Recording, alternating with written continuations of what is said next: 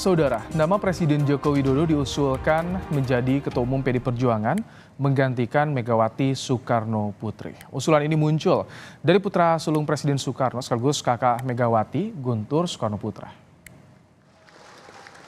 Selain menjadikan Joko Widodo sebagai Ketua Umum PD Perjuangan, Guntur juga mengusulkan agar Megawati menjadi Dewan Pembina. Sekjen PD Perjuangan Hasto Kristianto bilang usulan ini diterima PDIP sebagai sebuah masukan. Namun saat ini Partai Banteng Moncong Putih masih berfokus pada pemenangan pemilu dan Pilpres 2024.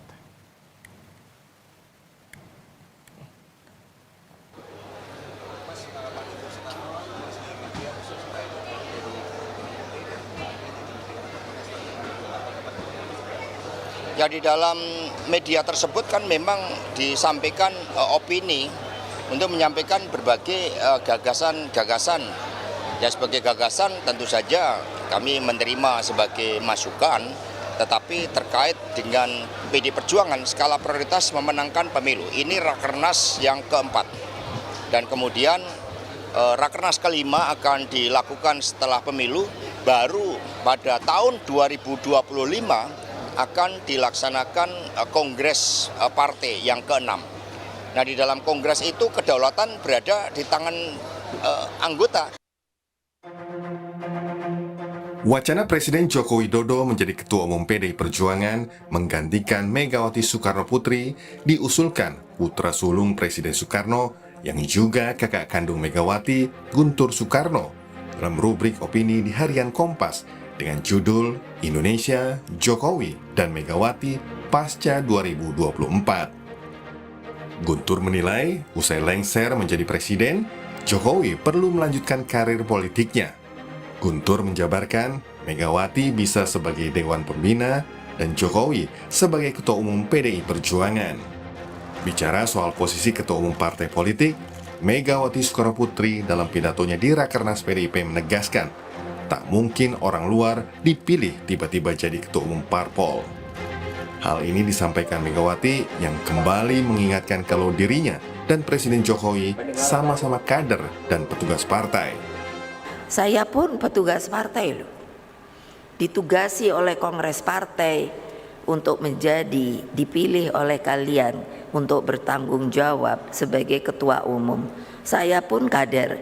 Tidak mungkin orang lain itu tiba-tiba bisa jadi ketua umum. Karena terus siapa yang mau milih kalau tiba-tiba orang luar yang dipilih itu, dan itu melanggar ADART.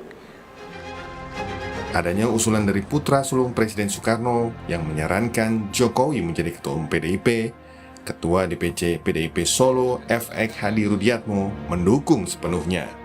Hadi mengatakan siapapun kader PDIP yang diusulkan jadi Ketua Umum, termasuk Presiden Jokowi, harus didukung.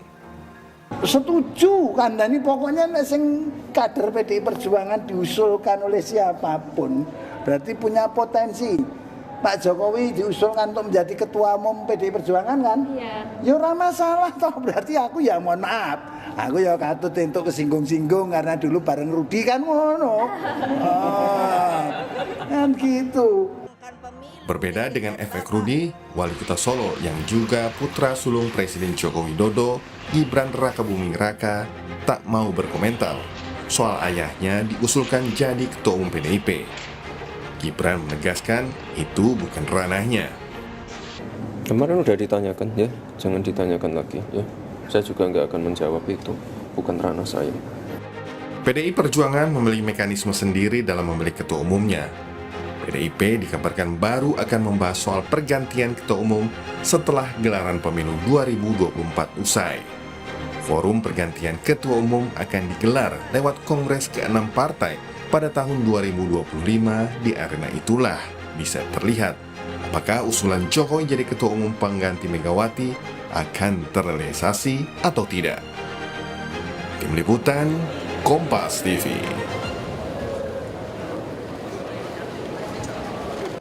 Mengulas soal potensi Presiden Jokowi menggantikan Megawati Soekarno Putri sebagai Ketua Umum PD Perjuangan, kita akan bahas bersama dengan Sekjen PD Perjuangan Hasto Kristianto dan juga Direktur Eksekutif Indikator Politik Indonesia Burhanuddin Muhtadi.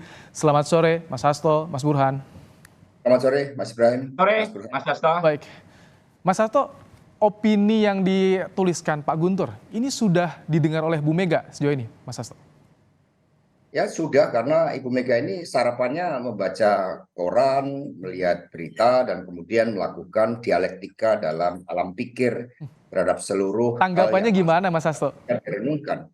Ya kalau di situ Ibu Mega kan sosok yang membangun organisasi.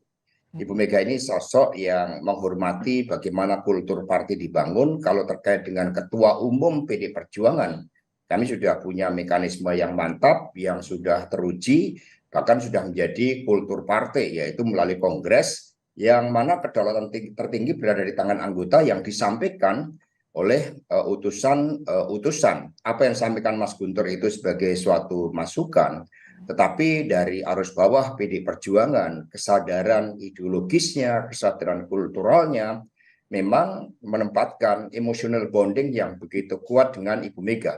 Diibaratkan kalau di Kompas itu ada Pak Yakub Utama yang meletakkan dasar-dasar nilai-nilai organisasi Kompas, membangun kepemimpinan, kelembagaan Kompas, maka di PD Perjuangan itu adalah Ibu Megawati Soekarno Putri. Dan suara arus bawah memang mengingat tahun 2025 ketika Kongres dilakukan itu merupakan suatu periode dengan kepemimpinan baru, diperlukan suatu kekuatan penopang yang kuat dan efektif, yang punya pengalaman banyak untuk mengawal pemerintahan baru, dan itu adalah Ibu Megawati Soekarno Putri. Itu dari arus bawah yang kami tangkap. Ya, arus bawah masih menginginkan Ibu Mega menakodai PDIP. Mas Burhan, bagaimana Anda melihat tadi ada beberapa tanggapan Mas Rudi terutama yang cenderung tidak menolak. Mas Hasto juga sebagai masukan itu ya, diserap sebagai masukan. Bagaimana Anda melihat munculnya wacana nama Presiden Jokowi menggantikan Bu Mega, Mas Burhan? Jadi yang menarik dari usulan mengenai Pak Jokowi menjadi calon ketua umum PD Perjuangan pasca 2024 itu adalah dari pengusulnya. Jadi pengusulnya adalah Mas Guntur Soekarno Putra, yang kita tahu adalah abang dari Ibu Mega. Nah, ketika Mas Guntur yang menyampaikan usulan ini, maka bisa ditafsirkan banyak hal. Pertama, Mas Guntur percaya bahwa PD Perjuangan bisa dipegang oleh ketua umum yang tidak berdarah biologis Soekarno. Yang penting adalah punya komitmen ideologis melanjutkan pemikiran Soekarno. Karena yang bicara ini adalah abangnya Ibu Mega. Belum tentu disepakati oleh banyak elemen di PD Perjuangan, tetapi paling tidak menjadi diskusi publik yang menarik. Itu yang pertama. Yang kedua, yang menarik pula untuk kita bisa eksplor adalah Mas Guntur mengatakan pasca 2024. Karena saya yakin beliau juga paham kebutuhan jangka pendek dan prioritas PD Perjuangan adalah memenangkan 2024 agar bisa mencetak hat-trick baik di Pilpres dan Pileg. Dan karenanya pada dasarnya sesuai gitu ya dengan agenda partai ya Mas Hasto, karena kongresnya kan dilakukan setahun setelah pemilu. Tapi lagi-lagi menurut saya kita harus hitung gitu ya, apa pertimbangan atau tujuan kalau misalnya Pak Jokowi diusulkan sebagai ketua umum. Karena bagaimanapun banyak perspektif yang bisa dipakai. Satu, apakah tujuannya semata-mata elektoral? Kalau iya, 2025 Kongres, pemilunya masih 2029. Baik, Mas Burhan, maaf saya potong nih sedikit.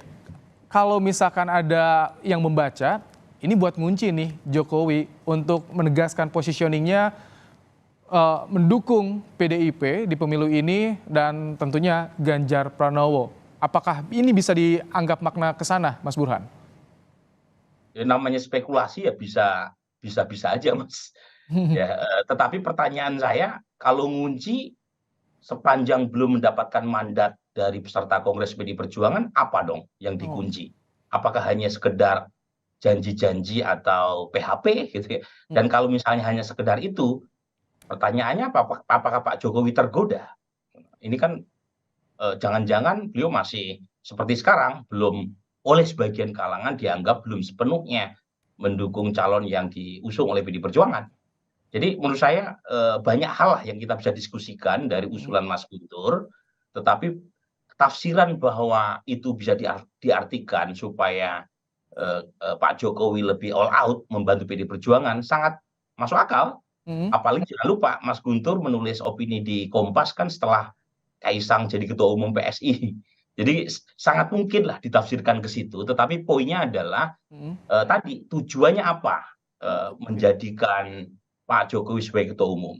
Karena Baik. kalau dari sisi internal PD Perjuangan, kepemimpinan Ibu Mega kan sudah mampu mengikat dari sisi loyalitas, soliditas. Jangan lupa loh ya, sebelum Ibu Mega jadi ketua umum PD Perjuangan, PD itu partai yang paling sering terjadi konflik. Nah, pertanyaannya, apa kebutuhan untuk menjadikan Pak Jokowi sebagai ketua umum?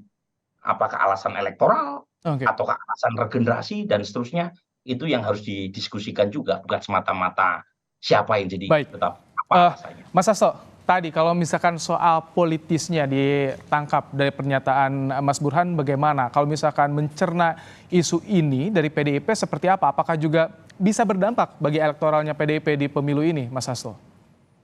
Itu merupakan dua proses politik yang berbeda. Proses elektoral itu merupakan kerja kolektif.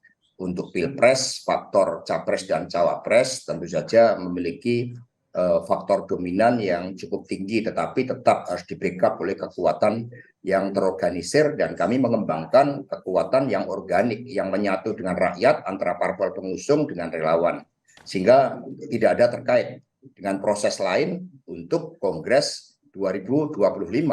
Kongres 2025 kami berbicara tentang bagaimana meletakkan suatu visi jangka panjang bagi bangsa dan negara yang nanti inherent dengan apa yang akan dilakukan oleh Presiden dari PD Perjuangan sekiranya rakyat memberikan dukungan kepada Pak Ganjar Pranowo. Dan kami mencoba dengan optimis mengingat survei Pak Ganjar semakin meningkat seiring dengan Ibu Atiko dan Mas Alam Ganjar Pranowo yang semakin aktif. Nah, sehingga dua proses ini tidak bisa dicampur adukan.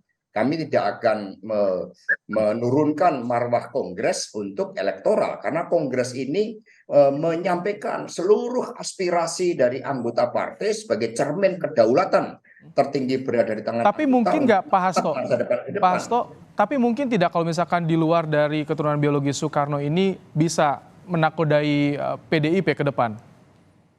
Ya, kita berpartai ini kan melihat aspek historis, melihat kulturnya, bagaimana suasana kebatinan dari pemegang kedaulatan yang berada dari struktur yang paling bawah. Maka nanti kami kirim namanya utusan yang dipilih secara demokratis dari bawah, sehingga dari aspek kultur, dari kesadaran yang dibangun untuk organisasi PD Perjuangan menempatkan keluarga Bung Karno, eksekutif presiden boleh dari keluarga bukan Bung Karno, tetapi yang terkait dengan partai di dalam membumikan seluruh gagasan-gagasan pemikiran Bung Karno, terlebih akibat desoekarnoisasi yang berlangsung selama 32 tahun, yang membuat bangsa kita mundur ke belakang bukan maju, ketinggalan dari Singapura, ketinggalan dari Malaysia. Diperlukan konsistensi di dalam ikatan dengan keluarga Bung Karno, khususnya Ibu Megawati Soekarno Putri. Baru nanti ada masa transisi. Dengan demikian kondisi politik ke depan adalah pemerintahan baru, diperlukan suatu transisi, sehingga kira-kira di tengahnya itulah momentum yang tepat bagi Ibu Megawati Soekarno Putri di dalam menyiapkan calon pemimpin yang akan menggantikan beliau, dan itu diberikan oleh Kongres. Baik, Mas Burhan, tadi kalau penerusnya masih dari keluarga Bung Karno, tapi Pak Guntur ini menjelaskan soal faktor usia dan juga Jokowi bisa jadi sebagai anak ideologis dari proklamator dari Soekarno. Bagaimana? Apakah ini cukup meyakinkan untuk meyakinkan PD Perjuangan sendiri, Mas Burhan, tulisan Pak Guntur ini? Ya, jadi tadi saya sebut ya soal tafsir atau spekulasi politik berkaitan dengan motif atau tujuan munculnya usulan Pak Jokowi sebagai ketua umum PD Perjuangan itu debatable. Kita nggak bisa menyalahkan orang punya opini. Ya, opini itu gratisan, fakta itu suci. Nah, kalau bicara soal fakta, usulan itu datang dari putra sulung Soekarno, kakanda dari Ibu Mega sendiri. Nah, yang menarik, karena diusulkan oleh putra sulung Soekarno dan sekaligus kakak dari ketua umum sekarang Ibu Mega, ini fakta ya, karena tulisan itu kan ditulis oleh Mas Guntur, maka orang bisa menafsirkan bahwa putra sulung sendiri membuka opsi, membuka pintu. Kalau misalnya PD Perjuangan bisa dipimpin oleh mereka yang bukan berasal dari keturunan langsung Soekarno. Dalam hal ini beliau menyebut nama Pak Jokowi.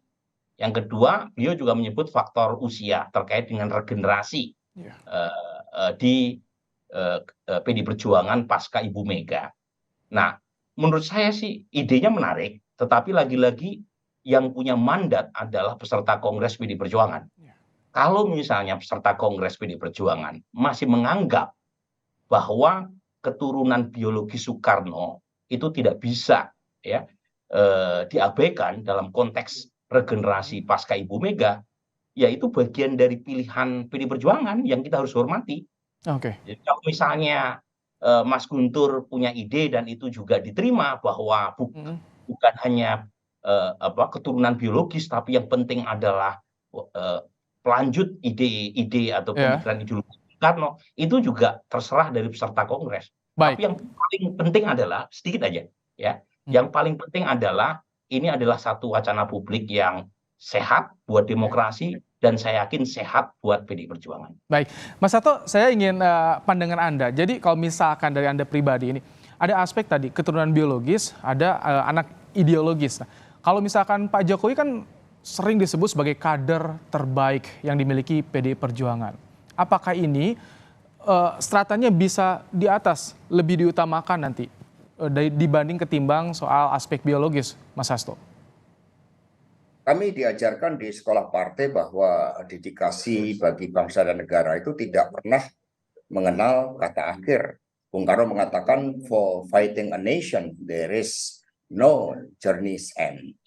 Nah, sehingga tugas dan pengabdian tidak tergantung pada jabatan-jabatan yang ada. Saya bicara sebagai sekjen partai yang memahami bagaimana suasana kebatinan dari partai, bagaimana pelembagaan partai telah dijalankan dengan sangat baik oleh Ibu Megawati Soekarno Putri, dan ini ternyata bukan hanya dunia politik.